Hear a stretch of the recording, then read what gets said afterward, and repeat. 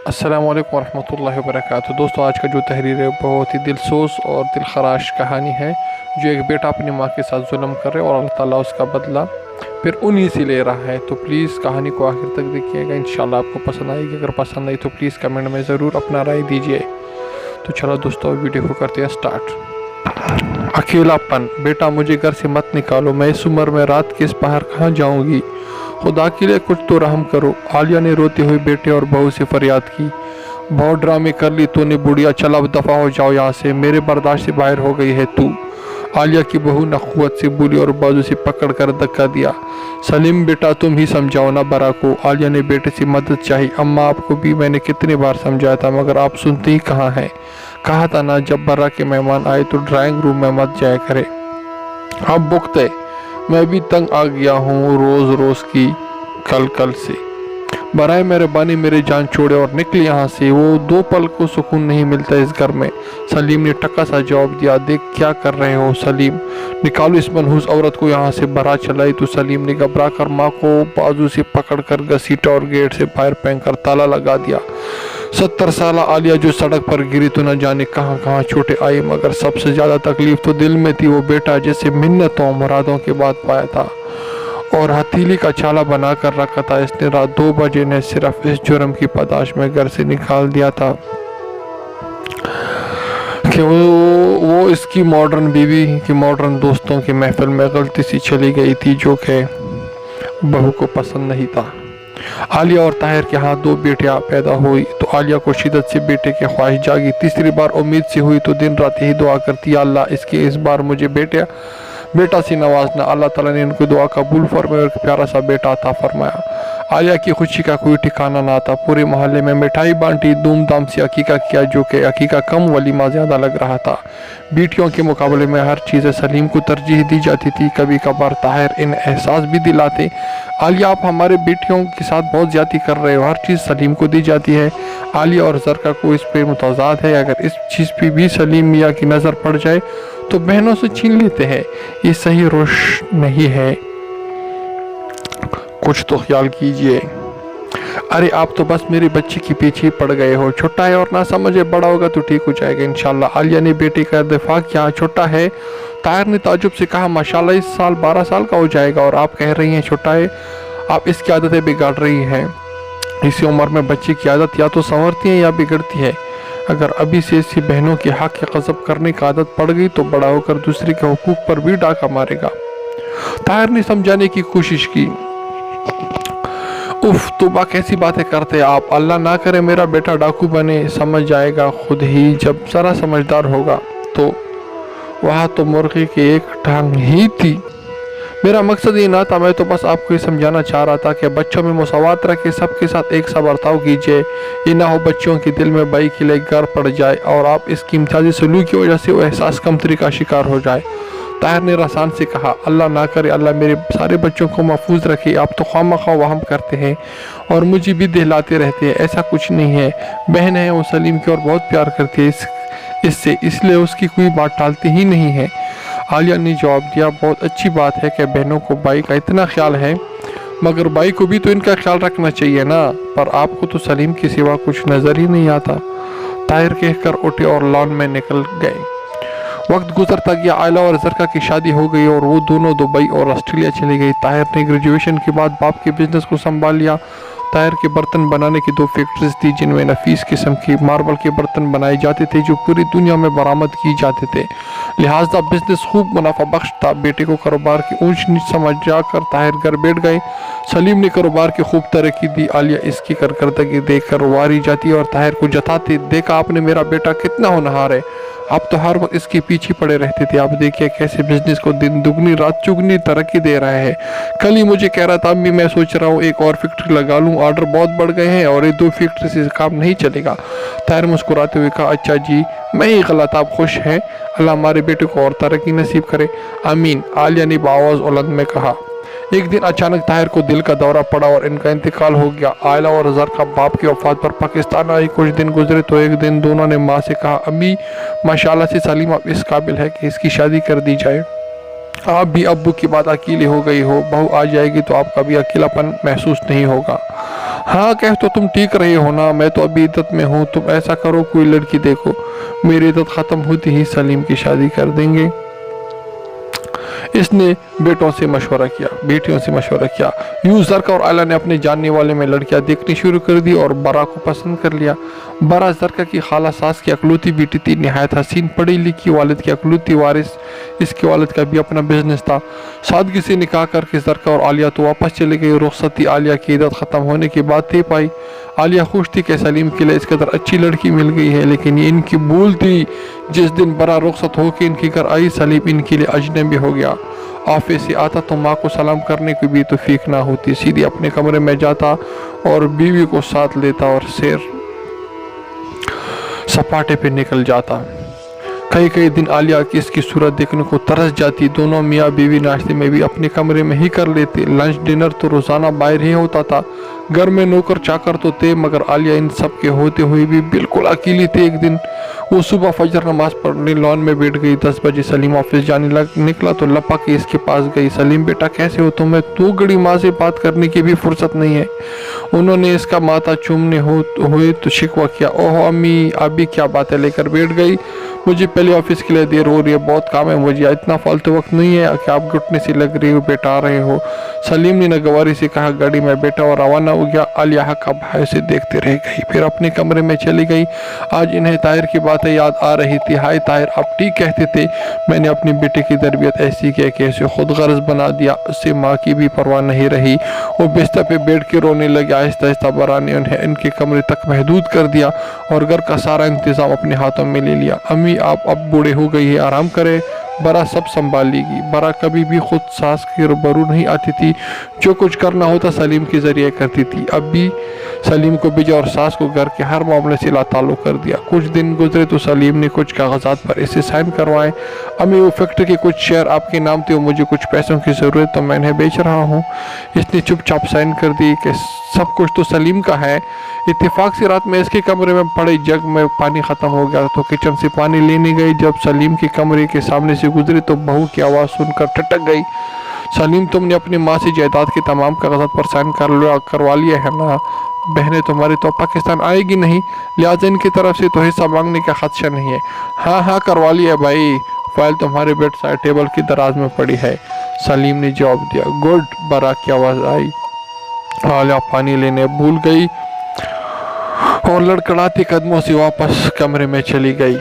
ये सब पुराने नौकरों को निकालिए, फिलिपीनी स्टाफ रख लिया जो इंग्लिश में बातचीत करते थे, जिसकी वजह से आलिया इनसे बातचीत ना कर सकती थी। घर में आए दिन पार्टीज मुनक़िद होती जिनमें डांस, म्यूज़िक, शराब आम सी बात थी। आलिया और ताहिर भी अमीर कबीर घरानों से थे, मगर वो दीनदार भी थे, इन सब खुराफात से दूर थे।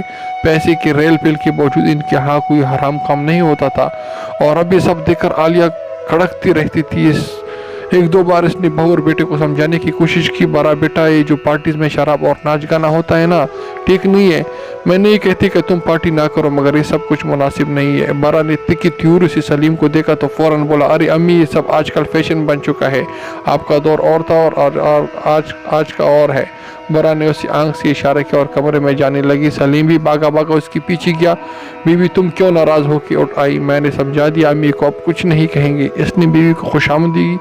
सलीम, तुम अपनी माँ को अपनी ज़ुबान में समझा दो, मेरे मामलात में दाखिल देना बंद करे और आइंदा जब मेरे दोस्त घर आए हों तो इनके सामने ना आए। मासियों वाला होलिया बनाकर आ जाती है मेरी बेइज्जती करवानी। बरा ने गुस्से से कहा ना जान, आइंदा ऐसा नहीं होगा। इसने अपनी बीवी का हाथ पकड़ के लाड से कहा।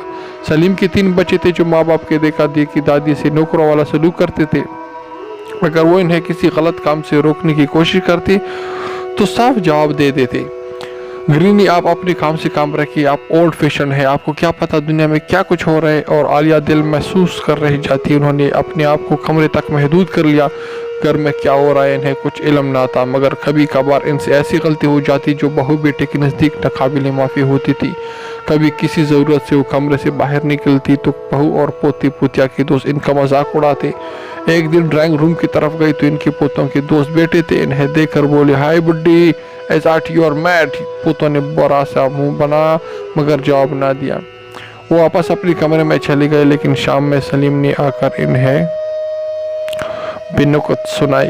अम्मी आपको कितनी बार समझाया वक्त भी वक्त कमरे से बाहर ना निकला करे। आज भी आपकी वजह से अनमार और फरजात की कितनी बेइज्जती हुई है इनके दोस्तों के सामने। एक तो आप अपना हुलिया भी मासियों वाला बनाया है, फिरती रहती है, पुराने घसीटे कपड़े पहने, लंबा टैंट सा दुपट्टा, बड़ा सख्त खफाती बड़े मुश्किल से मनाया है इससे। आप खुदा का वास्ता मुहतात रही है। ये कहकर इनका जवाब सुने बगैर ही सलीम बाहर चला गया। आलिया ने रोते हुए सोचा तो मैं कभी फुर्सत मिले तो जानू ना कि पिछले 15 साल से मैंने कोई कपड़ा जूता नहीं खरीदा। मेरे पास पैसे ही नहीं है, जो कुछ मेरी बेटियां मुझे बेचती है वही इस्तेमाल करती हूँ। काश आयला और जरका पाकिस्तान में होती, मैं अपने दिल की बात उनसे कर लेती। अब इतनी दूर बेटी है, बेटियों को क्या परेशान करूँगी। जरका और आलिया हर हफ्ते माँ को फ़ोन करके हाल पूछती थी। आलिया सब ठीक है कहकर इन्हें मुतमईन कर देती थी। सिवाय इत्तेफाक जब से वो गई थी वापस न आई, वरना ये बरम भी टूट जाता। इतने बड़े और बड़े फरे घर में वो तनहा पड़ी रहती, किसी को इतना ख्याल नहीं आया। कुछ तन्हाई कुछ बुढ़ापा। आलिया अब अक्सर बीमार रहने लगी थी। उसी खांसी का दौरा पड़ता तो रोकने का नाम ही नहीं लेता, जिससे बच्चे और बहू डिस्टर्ब होते थे। सलीम तो अपनी माँ को किसी ओल्ड होम में क्यों नहीं छुड़ाते। दिन को चैन है ना रात को चैन है, दिन रात कांसती रहती है। बरा ने शोहर से कहा, मेरी जान तुम्हारा क्या ली जाती है, पड़ी रहती है अपने कमरे में। जहाँ तक कांसी की बात है तो कल ड्राइवर के साथ भेज दूँगा डॉक्टर के पास, तुम फिक्र ना करो। सलीम ने बीवी को तसल्ली दी। डॉक्टर की दवा से कांसी तो ठीक हो गई, मगर बरा किस्म की पीछे पड़ी थी कि उसे ओल्ड होम में छोड़ आए। यार बरा तुम खुद सोचो, मेरी बहनें और बहनों ये सुनेंगे कि मैं माँ ओल्ड होम में पैंक आया हूँ तो क्या सोचेंगे।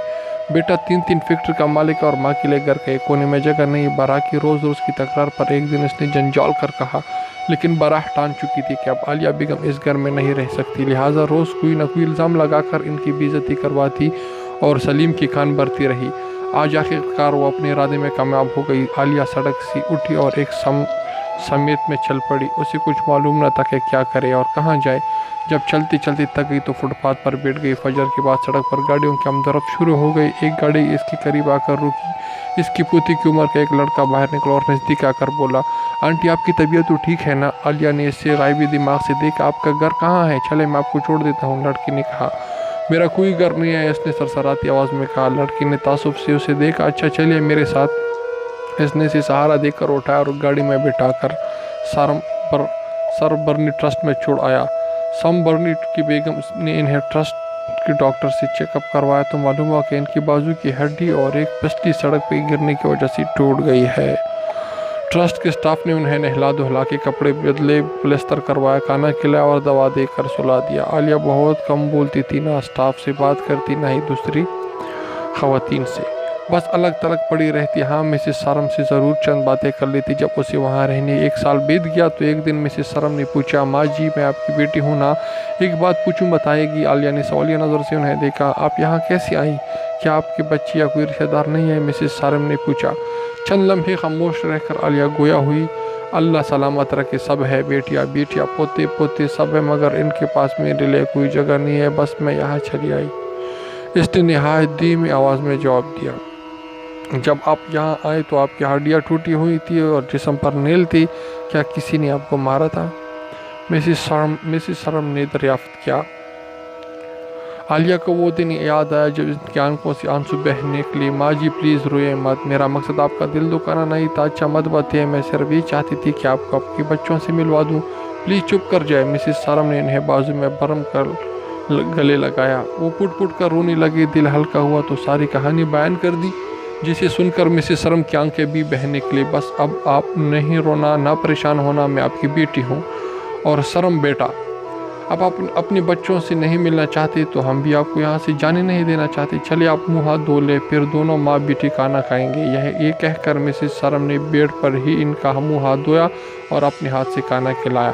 आलिया ने खाना खाकर हाथ उठा के दुआ की। ये खातून जिससे इसका कोई रिश्ता नहीं था, इसकी खिदमत कर रही थी, जो इसकी सगी औलाद भी ना कर सकी, इसके लिए आलिया के दिल से दुआएं निकलती थी। एक दिन मिसेस सरम और सरम बरने इसके पास है और कहा, माँ जी कोई आपसे मिलने आया है, क्या आप मिलना चाहते हैं मुझसे? मेरा तो दुनिया में कोई नहीं है। कौन होगा? नहीं मिलने मुझसे? इसने हैरियत से पूछा। आ जाइए भाई, अंदर आ जाइए, सरम भरने ने कहा। तो बाहर से एक शख्स मिले, कचीले कपड़ों और गंदा हालत में अंदर आया और दौड़कर आलिया के पैरों से लिपट कर रोने लगा। امی مجھے معاف کر دے، امی مجھے معاف کر دے۔ عالیہ نے غور سے دیکھا تو سلیم تھا، وہ گنگ ہو گئی، اسے کیا ہوا، اس کو اتنی بری حالت کیوں ہے؟ اس نے دل میں سوچا، پھر بولے بیٹا یہ کون ہے؟ مسز سرم سمجھ گئی کہ عالیہ بیٹے کو معاف کرنے کو تیار نہیں۔ انہوں نے عالیہ کے پاس بیٹھ کر اپنا بازو ان کے کندھے پہ پلانی ہوتے، ہاں جی یہ آپ کا بیٹا سلیم ہے، بڑی مشکلوں سے ڈھونڈتا ہوا پہنچا ہے، آپ معاف کر دے اسے۔ عالیہ نے سوچا اگر سلیم کو پہچان لیا تو مجھے ایک بار پھر اسی جہنم میں جانا پڑے گا۔ چنانچہ اس نے ناٹک برقرار رکھنے کا فیصلہ کیا۔ نہیں یہ میرا بیٹا نہیں ہے، اس نے کہا۔ سلیم نے ماں کے پاؤں چومتے ہوئے کہا، امی خدا کے لیے ایسا نہ کہیں، مجھے معاف کر دے، میں اس قابل تو نہیں ہوں، لیکن اگر آپ نے مجھے معاف نہ کیا تو میں مر جاؤں گا۔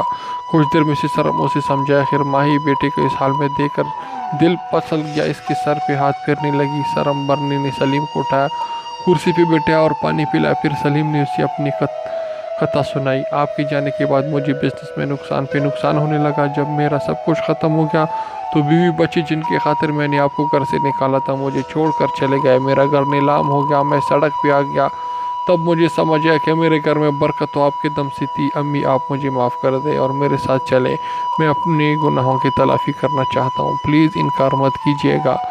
سلیم نے ایک بار پھر رونا شروع کر دیا۔ عالیہ نے سلیم کے ہاتھ چومتے ہوئے کہا، بیٹا کوئی ماں اپنے بچوں کو بد دعا نہیں دیتی، تم نے جو بھی کیا میں نے تمہیں معاف کیا، مگر میں یہاں سے کہیں نہیں جاؤں گی۔ سلیم نے بہت کوشش کی مگر عالیہ نہ مانی۔ مسز سارم بھی نہیں چاہتی تھی کہ یہ باوقار اور خاموش طبیع خاتون اس کے ادارے سے جائیں، لہٰذا انہوں نے سلیم سے کہا، آپ جب بھی چاہیں ان سے ملنے آ سکتے ہیں، یہاں ہماری بھی ماں ہے، بے فکر ہو جائے، انہیں یہاں کسی قسم کی تکلیف نہیں ہوگی، یہ جانا نہیں چاہتے تو زبردستی مت کیجیے۔ یوں سلیم واپس چلا کہ عالیہ رات کو سونے لیٹی تو سوچنے لگی، واہ میرے مولا، واہ میرے مولا تیری شان نرالے ہے، جن لوگوں کے خاطر میرے بیٹے نے مجھے چھوڑ دیا تھا انہوں نے اسے چھوڑ دیا، یا اللہ میں نے سلیم کو معاف کیا تو بھی اسے بخش دے۔ تو یہ سبق امی اس کہانی آپ کو انشاءاللہ ضرور سمجھ آئے گی۔